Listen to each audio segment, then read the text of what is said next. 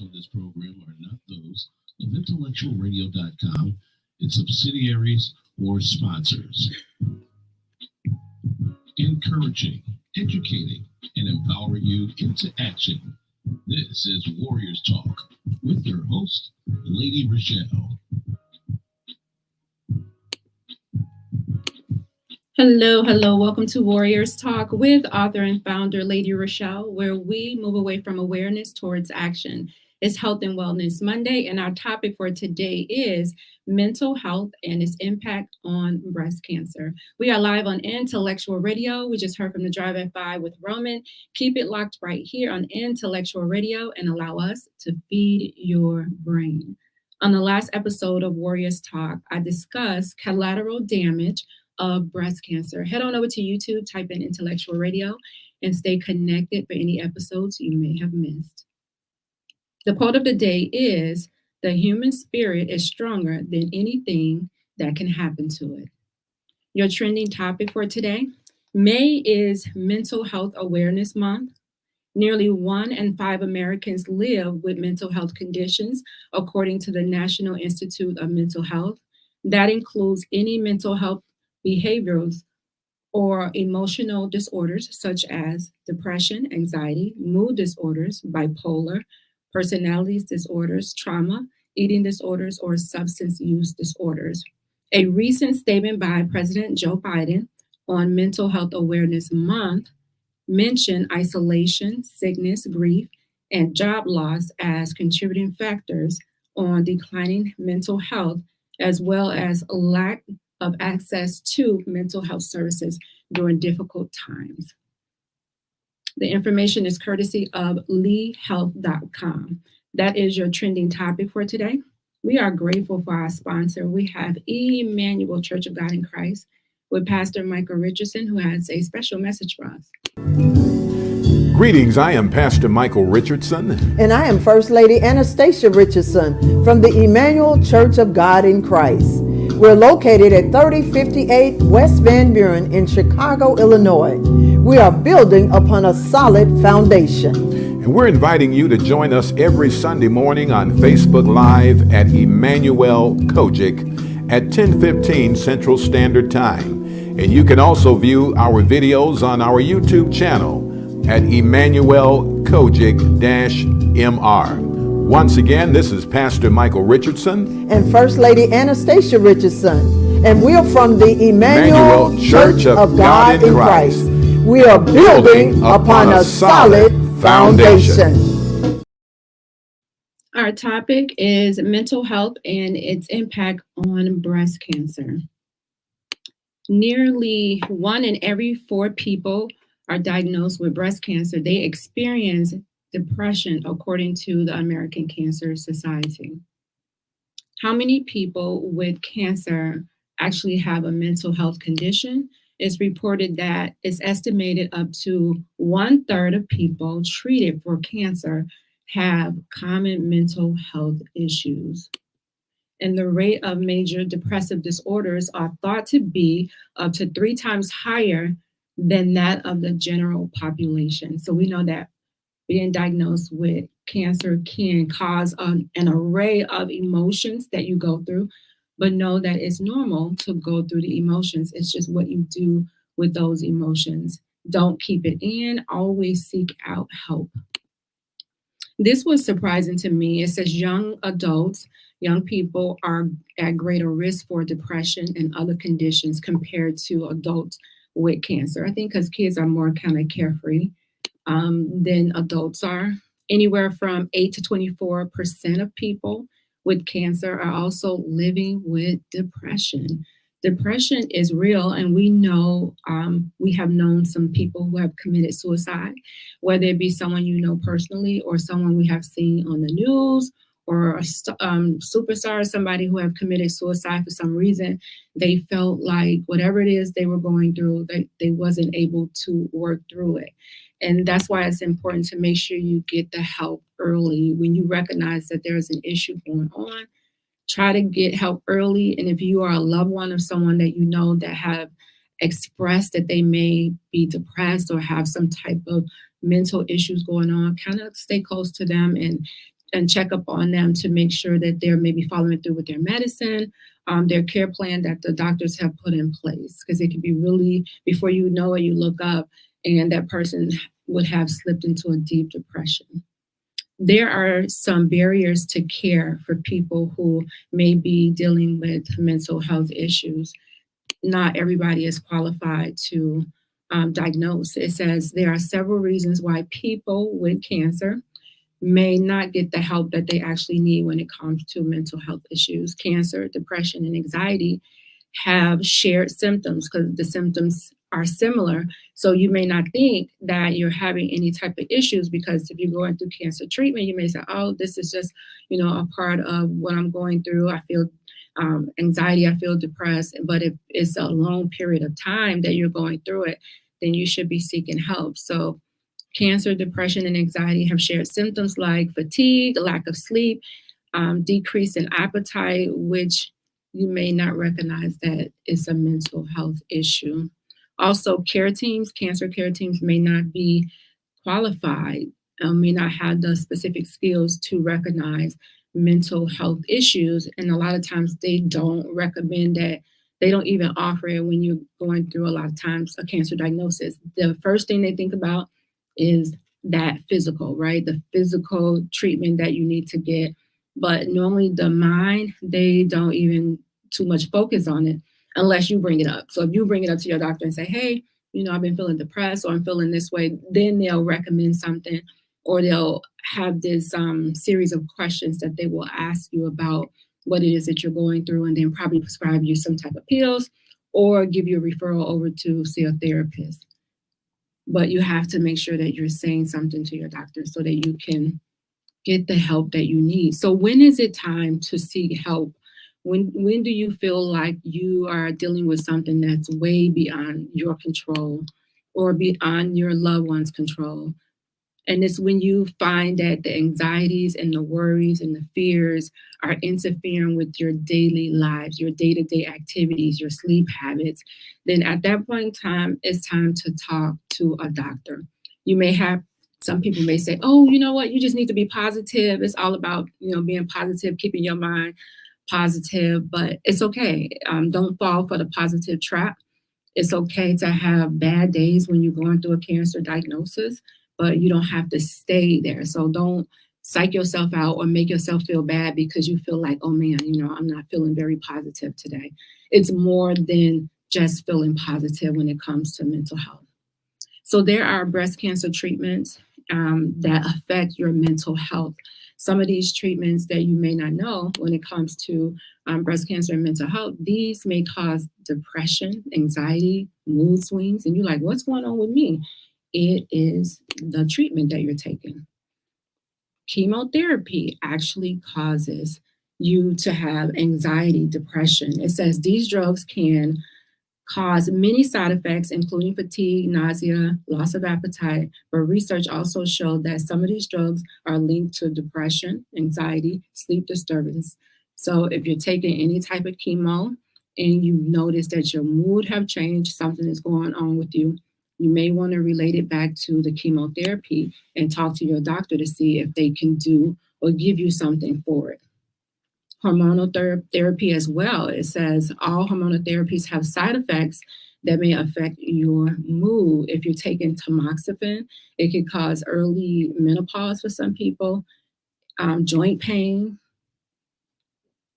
You may have mood swings and not even know what's going on. All you're doing is following the doctor's orders to take, these therapies, and these therapies are causing you to also have mental illness.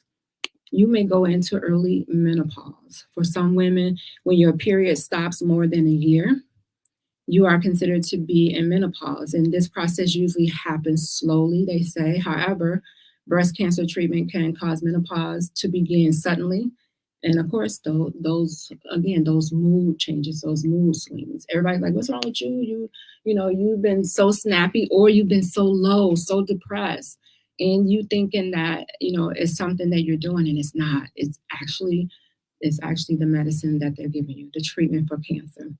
Hypothyroidism, it says it's a gland in the neck that helps regulate the hormones and certain types of radiation. So if you got radiation to the chest or to the neck, then it could cause your thyroids to work improperly.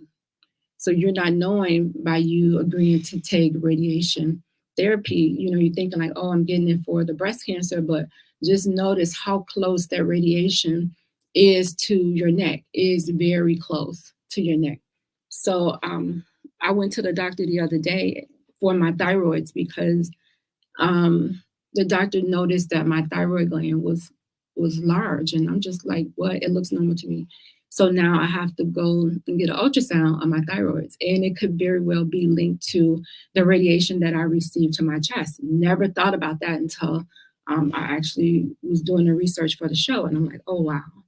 So you just don't know, even though when you're getting the radiation, they make you this, like everybody is made this individual piece for you. They'll create it and carve it out for you to put on. But it's still not enough. Like some of your areas may still be exposed and some of it may be affected by the radiation treatment. So although it may be helping one thing, it's causing some type of side effect in other parts of your body. So another mental health issue you may feel when you're going through breast cancer is depression. Depression, it can decrease the woman's survival, according to research. According to an analysis, mortality rates were much as 26 times higher in patients with depressive symptoms and 30 times higher in patients when they are diagnosed with major depression. So keep in mind, if you are depressed, sometimes when you're depressed, if it's like a deep depression, you may not want to go to treatment. You may skip treatment. You may not even take the medicine that the doctor give you at home. You may not be following the direction of the doctor when you get home. You may be skipping appointments. You may decide that you don't want to do treatment at all. So according to research is saying that individuals, I don't want to just say women because we know men get breast cancer too, not as much as women, but it's saying that if you're dealing with depression and you are going through a cancer diagnosis, that it can mess with your survival rate. So it's important that you make sure that you're getting it checked out. Survivor's guilt. Survivor's guilt is something that individuals go through. When you see individuals that have cancer, like a family member, a friend, and they end up dying, and then you feel like, oh my goodness, like you have this survivor's guilt because you feel like, why didn't that happen to me? Why did it happen to them? Why am I still here and they're not? So you end up having this survivor's guilt and just not wanting to really be here. You're not really taking life seriously because you feel like, they got the bad end of the stick and, why you're here. You went through this life-threatening disease or situation, but somehow you end up still being here and your loved one is not. And I feel that way about my sister who passed away at 52 from breast cancer. And I'm like, wow, what? And it's not nothing that anyone does. Just, and sometimes people say, oh, well, maybe you should have done this or you should have done that. Sometimes you have done everything that you're supposed to do and you still not here. So sometimes that does mess with my mind. Like I feel guilty that, I'm here, but the reason why I do what I do is to just make sure that her death is not in vain. So I spread information for other individuals to get early detection, to take action with your health. So that's part of me just keeping her memory alive. So another mental health issue you can have is the impact on relationships. I cannot tell you how relationships suffer when it comes to a cancer diagnosis, whether it be with a spouse or whether it be with your friends or your family. Sometimes people don't understand what you're going through. And then sometimes it's not even other people. Sometimes it's you. Sometimes you're embarrassed, you're ashamed. You don't really want the help from people.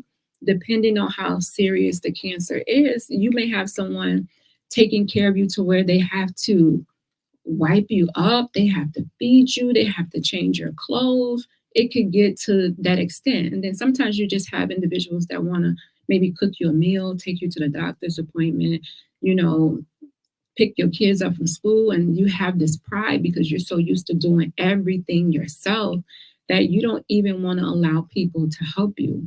So then your relationship sometimes gets strained because people feel like you don't want them to be a part of your journey that you're going through. Then you tend to kind of like shut people out, not purposely, because you're really trying to deal with this thing. So sometimes relationships, sometimes they fall off. Sometimes when you are done with treatment and you're out of that smoke, and sometimes you can come back around and you can repair those relationships with individuals. And so hopefully those individuals will understand that, okay, this person is just focused, going through, just fighting for their life. And I just have to wait and allow them, to do what they need to do. You can go through mental numbness to where you're just like, I don't even care what's going on. You're not really allowing anything to affect you. You just like, it is what it is. I'm just here. I'm just existing. When the doctor tells you something, you just like, okay, you're not even allowing it to, in a bad way. I'm going to say the mental numbness in a bad way. You're not allowing it to really bother you or taking it seriously. You just like, it's whatever. I'm just going to go with the flow and get through this and not really allow it to, mess with me. You're trying to like block the depression, which you can't do that. Sometimes people feel this exhaustion, and the exhaustion is not from like, oh, I didn't get enough sleep last night. The exhaustion is almost like when you have chemo, and that's why the depression and the treatment for cancer is so much alike. When you have the treatment, you have this fatigue that you can't sleep off. Like you're just so tired and you try to sleep, not enough hours in the world is going to be able to sleep off that fatigue. And you have this heaviness about your body, just trying to, navigate throughout the day.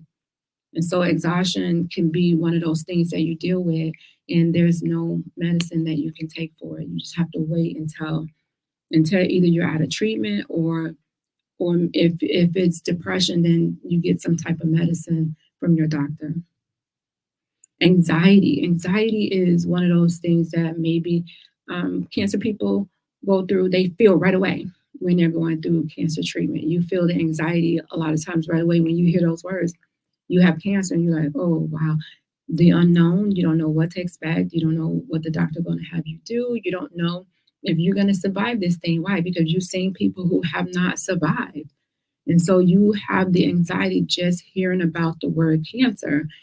Not until really recently, the last maybe decade, maybe or two, people really started surviving cancer.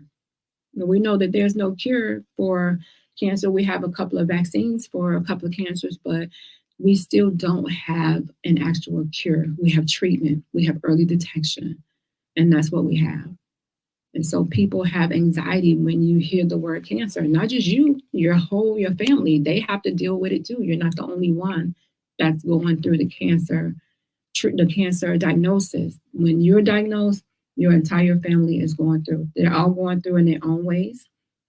So not just you when it comes to mental health, get the whole family in counseling. You don't have to go to counseling together. They can go to their own therapist.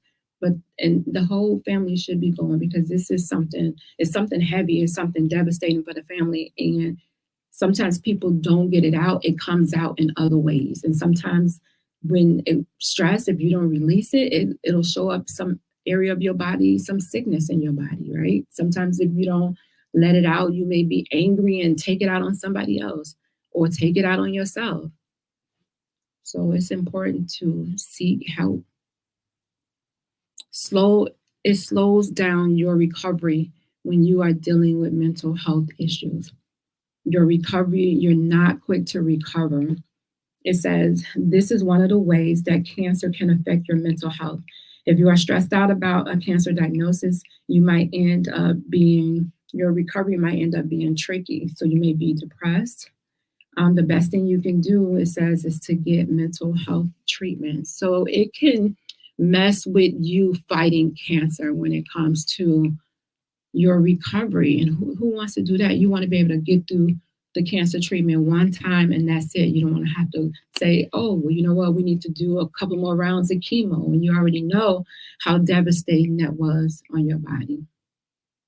So here are some ways to cope with your emotional, to express your emotional feelings when it comes to cancer, so that you won't be pinning up all of this frustration, this anxiety, this depression. You have to find a way to get it out. So one of the ways you can do that, it says, don't blame yourself for your cancer.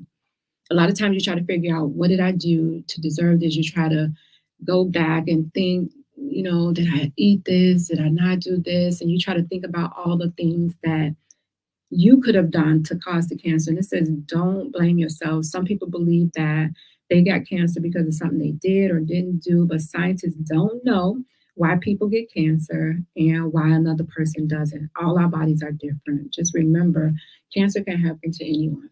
So don't blame yourself for the cancer and stay in that state. You want to be able to move forward so that you can address it.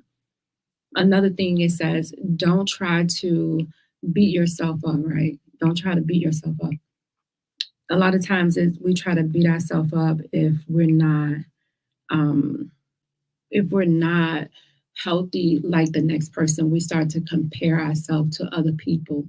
We start looking at other people and say, oh, well, you know what? She smoke all the time. She's drinking. She's not healthy. She's not exercising. She's doing this or he's doing that. And we start comparing ourselves to the next person, only doing what? Making ourselves more depressed, more upset with ourselves, blaming ourselves for something that we really don't have any control over.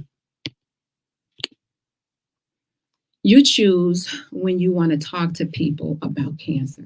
This is a big thing because a lot of people, hey, Lisa, a lot of people, when you get a cancer diagnosis, a lot of people are curious, right? They want to know.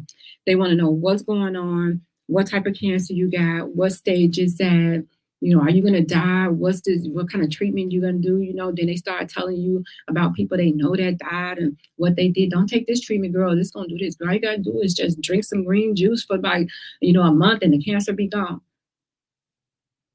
You choose who and how you want to talk to about your cancer. You have to accept the cancer first, right? You have to accept that diagnosis. And I know people say, don't accept it, because if you accept it, that means you claiming that cancer. And no, you're not claiming it.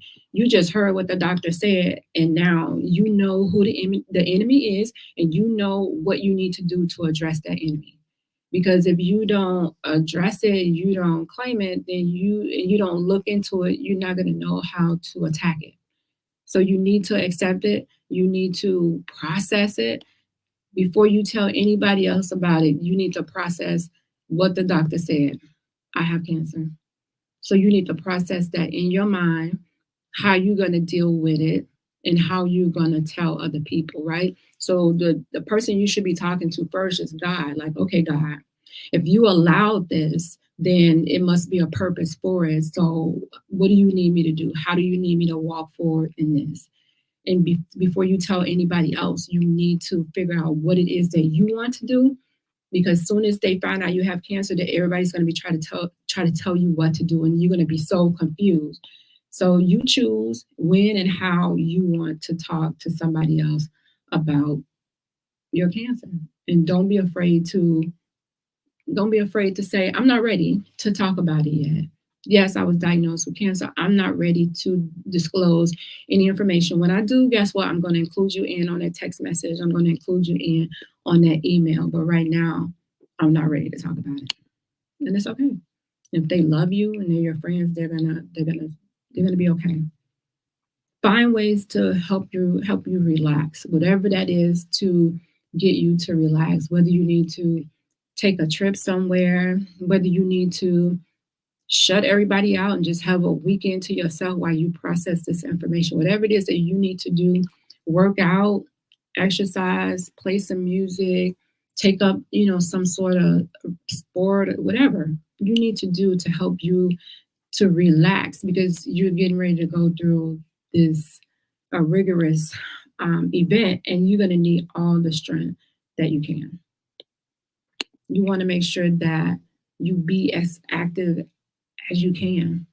Exercising is one of those things that help you release stress. It helps you relax for some people.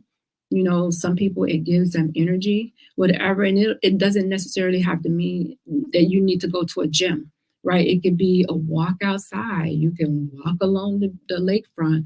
You can take a walk around the track, whatever it is, but you just need to be active. Whatever active means for you, you just need to get moving.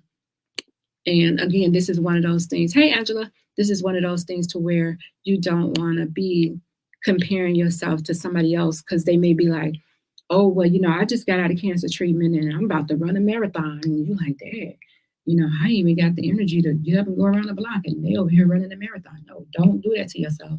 Don't compare yourself to nobody else when it comes to you being active. Find something that you can do that is obtainable for you, and that you know that you're going to be consistent with doing it. And the more and more that you're consistent, then you building up your endurance to take on more. Look for things that you enjoy, whether it be spending time with your grandkids, or, you know, spending time with your girlfriend, spending time by yourself, whatever it is that you enjoy, do that. And don't allow somebody else to incorporate in your life what they think you should do. Take control of your life. At that point, while you're going through a cancer diagnosis, this is your chance to be like, you know what? I don't want to do that. This is what I want to do. And nobody is going to blame you for trying to take control of your life. What you want to do is you want to minimize the stress. You want to minimize the stress in your life so that you can concentrate on fighting. You can concentrate on healing.